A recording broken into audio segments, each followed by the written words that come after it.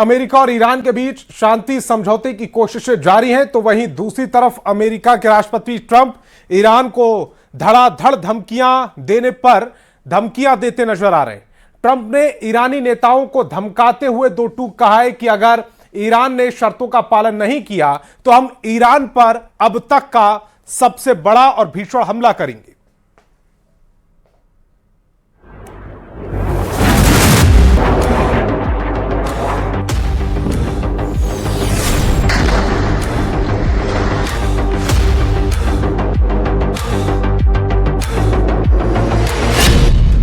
बारूद के ढेर पर ईरान डील, स्विट्जरलैंड में आपातकाल मीटिंग। ईरान युद्ध और डील अब ऐसे भंवर में फंस चुकी है जहां किसी को भी अंदाजा नहीं है कि क्या वास्तव में ईरान अमेरिकी शर्तों के सामने सरेंडर करेगा या नहीं। इस वक्त ईरान और अमेरिका की डील के बीच इजराइल एक ऐसे कट्टर दुश्मन के रूप में सामने आया है जिस पर राष्ट्रपति ट्रंप भी काबू नहीं कर पा रहे हैं। लगभग 114 दिन से भी ज्यादा के इस युद्ध और तनाव में सभी पक्ष लगभग 30 लाख करोड़ रुपए खर्च कर चुके हैं, लेकिन अभी तक युद्ध की आग धधकती चली जा रही है। इस वक्त अमेरिका के उपराष्ट्रपति जेडी वेंस, राष्ट्रपति ट्रंप के विशेष दूत स्टीव विटकॉफ और ट्रंप के दामाद जेरेड कुशनर स्विट्जरलैंड में ईरान के नेताओं और मध्यस्थों के साथ एक ऐसी आपातकालीन मीटिंग में जुटे हैं जिस पर ईरान डील का भविष्य टिका हुआ है। रिपोर्ट्स का दावा है कि ईरान डील से बुरी तरह से भन्नाए इजराइल ने पिछले 24 घंटे में लेबनान में 20 ऐसे ठिकानों पर भयंकर हमले किए हैं जिसमें हिजबुल्लाह को भीषण नुकसान हुआ है। यानी हम कह सकते हैं कि इजराइल को रत्ती भर परवाह नहीं है कि स्विट्जरलैंड में अमेरिका और ईरान की डील को लेकर हो रही मीटिंग पर इसका। खबर है कि शांति वार्ता के बीच ईरान के प्रतिनिधि मोहम्मद कालिबाफ ने चेतावनी दी है कि अमेरिका इजराइल की गुंडागर्दी और सीजफायर के उल्लंघनों को नहीं रोकता तो ईरान अगला कदम कड़ा उठाएगा। स्विट्जरलैंड में अगले 24 घंटे के अंदर ईरान डील से फाइनल पर्दा उठ सकता है और इसी को लेकर ट्रंप सांसें रोके नतीजों का इंतजार कर रहे हैं। अमेरिका और ईरान के बीच हुए ऐतिहासिक इस्लामाबाद शांति समझौते यानी MOU को अमली जामा पहनाने के लिए एड़ी चोटी का जोर लगाया जा रहा है। दोनों देशों के प्रतिनिधिमंडल स्विट्जरलैंड के पहाड़ों पर मौजूद बेहद सुरक्षित ब्यूरगेनस्टॉक रिजॉर्ट में मीटिंग कर रहे हैं। अमेरिकी दल की अगुवाई उपराष्ट्रपति जेडी वेंस कर रहे हैं। अमेरिका की तरफ से उपराष्ट्रपति JD Vance, Steve Witkoff, Jared Kushner, अमेरिकी विदेश विभाग, ट्रेजरी विभाग और राष्ट्रीय सुरक्षा परिषद के वरिष्ठ अधिकारी मीटिंग में शामिल हैं। ईरान की ओर से ईरानी संसद के स्पीकर मोहम्मद बाकर कालिबाफ, अब्बास अराक्ची और ईरान के केंद्रीय बैंक, परमाणु कार्यक्रम और तेल मंत्रालय के वरिष्ठ अधिकारी इस मीटिंग में मौजूद हैं। मध्यस्थ पाकिस्तान की तरफ से प्रधानमंत्री शहबाज शरीफ, जनरल आसिम मुनीर, पाकिस्तानी कूटनीतिक दल भी इसमें शामिल हुआ है। मध्यस्थ कतर की तरफ से कतर के विदेश मंत्रालय और अमीर के विशेष प्रतिनिधि मीटिंग में शामिल हैं। कतर अमेरिका और ईरान के बीच संदेशवाहक यानी बैक चैनल की भूमिका निभा रहा है। मेजबान स्विट्जरलैंड के स्विस विदेश मंत्रालय के अधिकारी मीटिंग की व्यवस्था देख रहे हैं। ईरान डील की मीटिंग का फुल एंड फाइनल फैसला स्विट्जरलैंड में 5 लोगों के ऊपर है। JD Vance, Steve Witkoff, Jared Kushner, Abbas Araghchi और मोहम्मद बाकर कालिबाफ। इन्हीं 5 लोगों की बातचीत से तय होगा कि अमेरिका ईरान 60 दिवसीय समझौता आगे बढ़ेगा या लेबनान और हिजबुल्लाह का मुद्दा पूरी प्रक्रिया को फिर से संकट में डाल देगा। 180 درجه چرخیده بود. میگفت ایران باید بدون چونه چرا تسلیم بشه. ایران حق ندارد این کارو بکند، حق ندارد این کارو بکند، حق ندارد. سخنرانی کرد گفت ایران حقش این کارو بکنه، حقش اینو بدیم، حقش این کار. یعنی 180 درجه نسبت به مواضع گذاشتش برگشته و پذیرفته که ما حق ما رو نمیتونن نادیده بگیرن.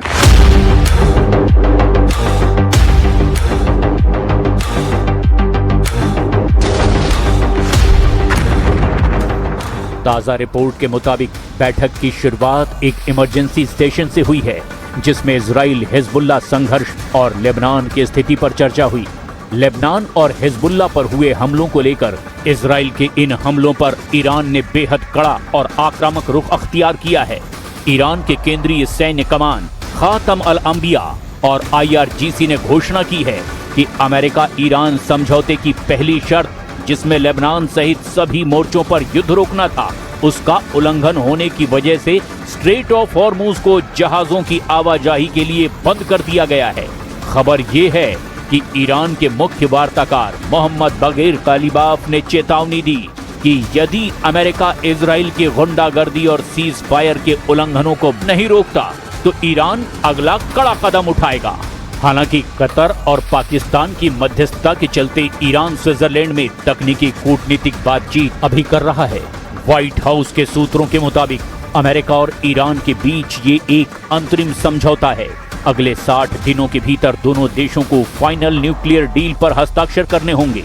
इस डील को सीधे यूनाइटेड नेशन सिक्योरिटी काउंसिल यानी UNSC से मंजूरी दिलाई जाएगी, ताकि कोई भी भावी अमेरिकी सरकार इसे एक तरफा रद्द ना कर सके।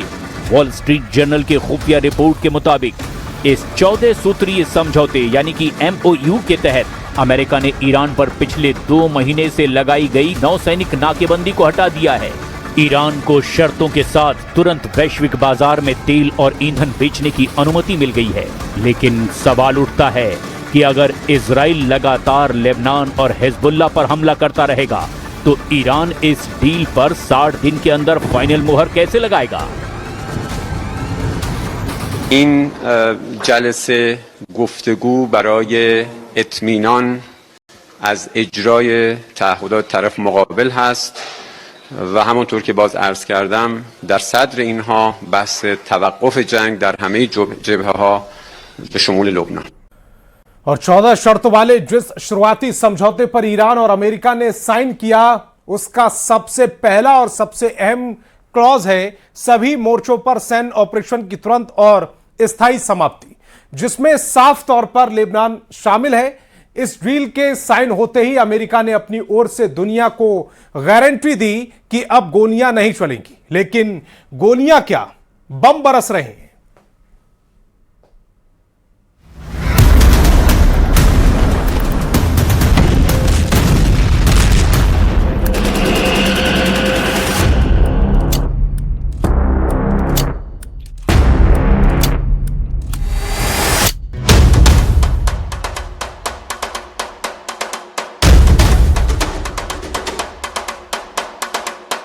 तारीख 18 जून 2026।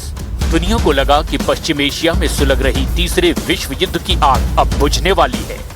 एक तरफ फ्रांस के ऐतिहासिक वर्साई पैलेस में अमेरिका के राष्ट्रपति डोनाल्ड ट्रंप बैठे थे और दूसरी तरफ तेहरान में ईरान के राष्ट्रपति मसूद पेजेश्कियान। दोनों ने डिजिटल और फिजिकली कागज पर साइन किए, जिसे दुनिया में इस्लामाबाद मेमोरेंडम ऑफ अंडरस्टैंडिंग कहा जा रहा है। लेकिन इस बीच इजराइल के उत्तर में मौजूद लेबनान में इजरायली डिफेंस फोर्सेस का ऑपरेशन लगातार जारी था।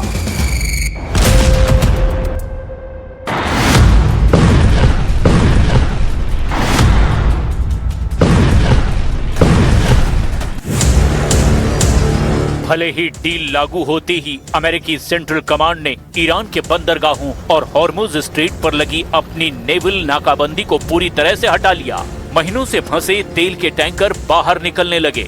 ऐसा लगा जैसे एक बहुत बड़े खौफनाक तूफान के बाद अचानक शांति छा गई हो। अमेरिका खुश था, ईरान राहत की सांस ले रहा था और ग्लोबल मार्केट में तेल के दाम नीचे गिरने लगे थे। लेकिन जैसे कि ये शांति सिर्फ एक धोखा हो। ये एग्रीमेंट बस एक ऐसा कागज था जिसकी स्याही अभी सूखी भी नहीं थी कि बेरूत और साउथ लेबनान के आसमान में इजराइल के फाइटर जेट्स ने मौत की नई बारिश शुरू कर दी।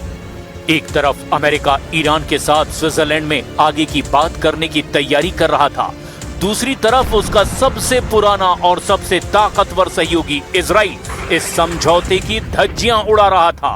फिर क्या था, बस ईरान ने भी तेवर दिखाने शुरू कर दिए कि अगर लेबनान पर हमले नहीं रुके तो आगे कोई बात नहीं होगी।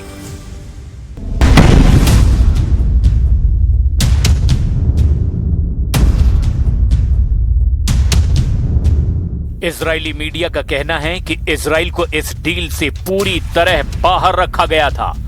इजराइल के प्रधानमंत्री बेंयामिन नेतन्याहू ने तो साफ कह दिया कि गाजा की तरह लेबनान में भी इजराइल सिक्योरिटी जोन पर काबिज रहेगा। כשם שהחזרנו את הביטחון והשגשוג לעוטף עזה, כך נחזיר את הביטחון והשגשוג ליישובי הצפון. זה מחייב שמירה על רצועת הביטחון בדרום לבנון, זה מחייב שלא נצא משם כל עוד צורכי הביטחון של ישראל. ये एक ऐसा समझौता है जिसको इजराइल जरा भी अहमियत नहीं दे रहा। 18 जून 2026 को समझौते पर साइन हुए। ट्रंप ने ऐलान कर दिया हर मोर्चे पर युद्ध समाप्त हो गया और 19 जून 2026 को 24 घंटे भी नहीं बीते थे और इजराइल ने गाजा में ड्रोन हमला कर दिया और लेबनान के अलग अलग शहरों में बमों की बारिश कर दी और समझौते को ठेंगा दिखा दिया।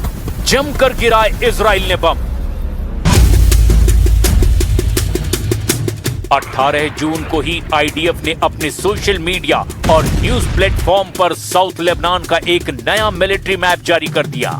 द मीडिया लाइन की रिपोर्ट के मुताबिक इस नक्शे में साफ तौर पर दिखाया गया कि इजरायली सैनिक लेबनान की सीमा के अंदर 10 किलोमीटर गहरे सिक्योरिटी जोन में तैनात हैं और वे किसी भी हाल में वहां से वापस नहीं लौटेंगे। इजराइल का तर्क बहुत सीधा और आक्रामक है। जब तक हिजबुल्लाह का पूरा नेटवर्क, उसके हथियारों के डिपो और उसके कमांडरों को जड़ से खाक में नहीं मिला दिया जाता, तब तक लेबनान से एक भी इजरायली सैनिक पीछे नहीं हटेगा। इजराइल इस बात को अच्छी तरह से जानता है कि अगर आज उसने हिजबुल्लाह को छोड़ दिया तो उसके लिए भविष्य का सबसे बड़ा नासूर ये बन जाएगा। Allahu Akbar. Allahu Akbar. Allahu Akbar.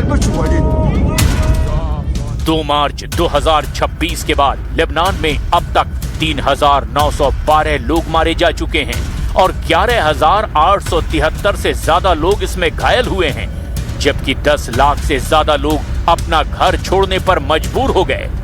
America की शांति की दुहाई के बीच भी 18 जून की रात को साउथ लेबनान में इजराइल के हमलों ने 16 लोगों की जान ले ली। हिजबुल्लाह भी जवाबी हमला कर रहा है और 2 मार्च 2026 के बाद इन हमलों में 35 इजरायली सैनिक मारे गए हैं।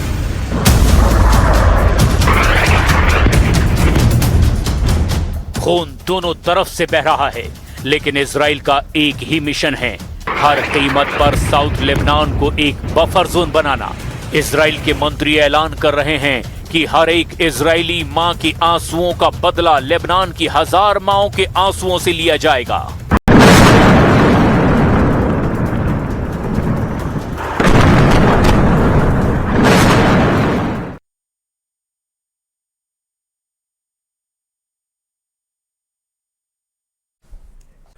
और इजराइल के इस तेवर ने वॉशिंगटन में बैठे ट्रंप प्रशासन के पसीने छुड़ा दिए। अमेरिका, जिसने पूरी दुनिया के सामने यह दावा किया था कि उसने युद्ध रुकवा दिया है, उसकी बात की कोई कीमत नहीं रह गई। जो ट्रंप G7 की मीटिंग में 1 घंटे की देरी में पहुंचते हैं और कहते हैं आई एम द बॉस, उनके लिए तो इजराइल के ये तेवर नाकाबिले बर्दाश्त है। एक तरफ से अब यह साफ होने लगा है कि डोनाल्ड ट्रंप को नेतन्याहू अपनी जंग में खींच कर ले गए और अब जब अमेरिका को पीछे हटना पड़ा है तो नेतन्याहू ट्रंप के साथ बिल्कुल खड़ा होना नहीं चाहते, वो हार नहीं मानना चाहते हैं।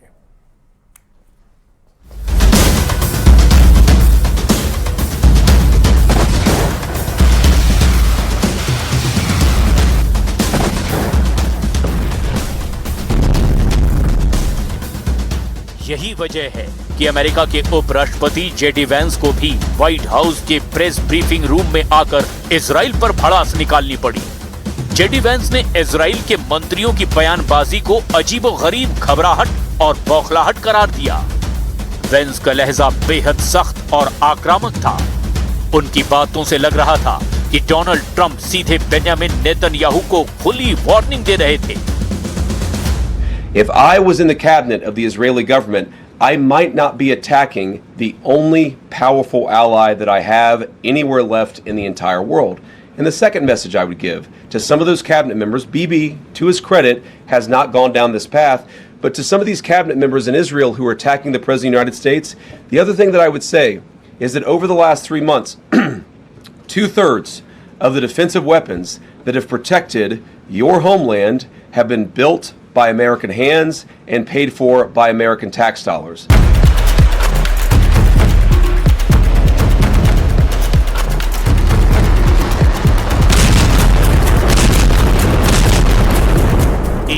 दस दिन के बाद कुछ बात बनती दिख रही थी, लेकिन अब इजराइल और अमेरिका आमने सामने हैं। डोनाल्ड ट्रंप के डिप्टी ने जब इजराइल को एहसान याद दिलाना शुरू किया तो बेन्यामिन नेतन्याहू के मंत्री भी भड़कने लगे और साफ कर दिया कि हम अमेरिका के गुलाम नहीं हैं। इजराइल के national security minister Itamar Ben Gvir ने कहा, ट्रंप का समझौता हम पर लागू नहीं होता, इजराइल अमेरिका के अधीन नहीं है। इजरायली मिनिस्टर मिकी जोहर ने एहसान गिनाए, कहा कि हमने खुफिया जानकारियां दी, अमेरिकियों की जान बचाई, अमेरिकी सेना इजरायली टेक का इस्तेमाल करती है। फाइनेंस मिनिस्टर बेजालेल स्मोट्रिच ने कहा, ईरान के साथ हुआ समझौता इजराइल और पूरी आजाद दुनिया के लिए बुरा है। डिफेंस मिनिस्टर इजराइल कार्ड्स ने तो ऐलान ही कर दिया कि इजरायली सेना लेबनान, सीरिया और गाजा के सिक्योरिटी जोन्स में अनिश्चित काल तक बनी रहेगी।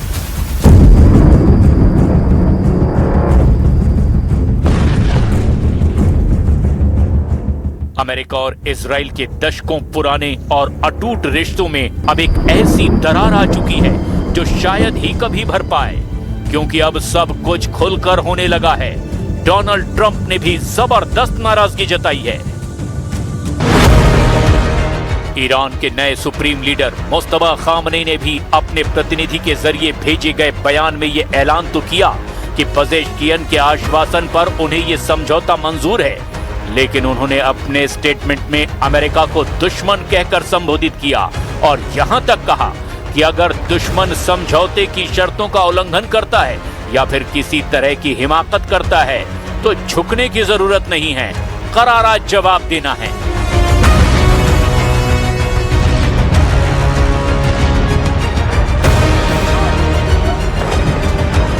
ईरान ने साफ कर दिया कि अमेरिका की ये जिम्मेदारी है कि वो इजराइल को लेबनान से बाहर निकाले, और इजराइल तो अमेरिका की सुन भी नहीं रहा।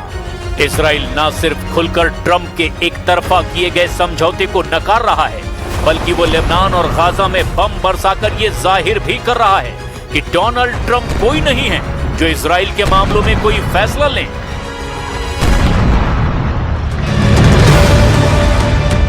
दुनिया भर की मीडिया में हड़कंप मच गया। जिस शांति का ढिंढोरा अमेरिका पीट रहा था वो तो 24 घंटे भी नहीं टिक पाई। अमेरिका ने कागज पर युद्ध जरूर रोक दिया, लेकिन जमीन पर आग अभी भी धधक रही थी।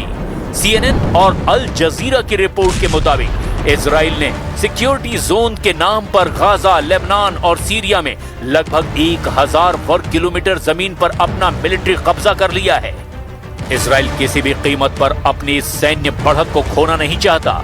उसे डर है कि इस डील के जरिए अगर ईरान से पाबंदियां हट गई और उसे $300 बिलियन के कंस्ट्रक्शन फंड का एक्सेस मिल गया तो वो पैसा सीधे हिजबुल्लाह और हमास जैसे प्रॉक्सी गुटों को और ताकतवर बनाएगा।